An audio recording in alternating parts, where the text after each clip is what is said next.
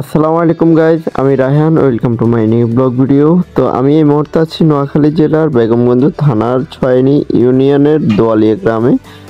সরকারি ঘরের ভিতরের দৃশ্যগুলো দেখায়। 2 রুমের একটি ঘর আর একটি বারিন্দা, একটি ঘরের ভিতরে টয়লেট, যে ঘরগুলো সরকারিভাবে করে দেওয়া হয়েছে। দেখতে থাকেন এবং উপভোগ করতে থাকেন। আসসালামু আলাইকুম গাইজ, এখন আমরা আছি 5 নং ছয়নি ইউনিয়নের প্রত্যন্ত একটি গ্রামে, যে গ্রামে হচ্ছে সরকারি ঘরগুলা করে দেওয়া হয়েছে।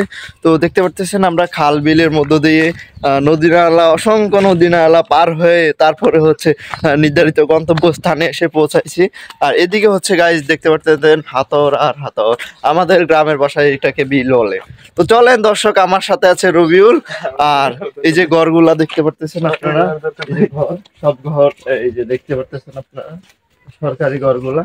আসলে এগুলো আমরা অনেকটাই দেখতেছি তালা ঝোলানো, কি এখানে থাকে কিনা আদৌ মানুষ সেটাও জানি না। তবে সামনে আমরা দেখতে পাচ্ছি অসংখ্য বাচ্চা, সেটার পরে আপনাদেরকে একটু দেখানোর চেষ্টা করব।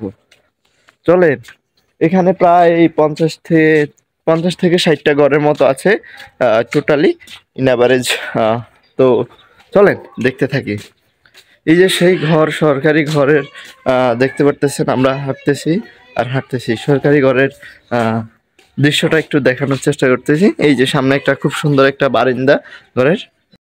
আর এই ঘরগুলো হচ্ছে নোয়াখালী জেলার বেগমগঞ্জ থানার ছয়নি ইউনিয়নের দোয়ালিয়া গ্রাম, দোয়ালিয়া প্রাইমারি স্কুলের সামনে দিয়ে আসলে এই সরকারি ঘরগুলো দেখা যায়।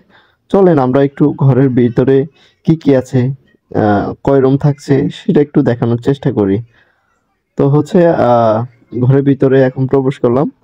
আমার ডান দিকে একটি রুম দেখতে পারতেছেন, এখানে একটি খাট আছে। আমার বাম দিকে হচ্ছে একটি রুম, আর এইখানে সামনে একটা বারান্দা আর একটা ভিতরে টয়লেট। এই হচ্ছে সরকারি ঘরের যে দৃশ্য, সেটা খুব মানে ছোট একটা পরিবার থাকার মতোই এই ঘরগুলো করে দিছে। মোটামুটি একটা ছোট একটা পরিবার, আপনার সন্তান ছেলে মেয়ে নিয়ে থাকতে পারেন। 2 রুমের একটি বারিন্দা এবং ভিতরে একটি টয়লেট আছে। আর এদিকে হচ্ছে পুকুর। আর এখানে দেখতে পারতেছেন আপনারা বারিন্দা, ঘরের বারিন্দাগুলো।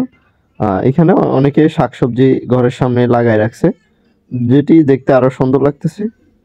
ঘরের সামনে শাকসবজি, আর এই যে হচ্ছে বাচ্চারা খেলাধুলা করতেছে। আমি যতটুকু এখানে দেখেছি সেটা হচ্ছে যে বেশিরভাগ ঘরে তালা বন্ধ, হয়তো কেউ বেড়াইতে গেছে, এরকমই আর কি। তো বন্যার সময় হচ্ছে এখানে অনেক পানি উঠে গেছে। তো ভিডিওটি এ পর্যন্তই। সবাই ভালো থাকবেন, সুস্থ থাকবেন। আসসালাম।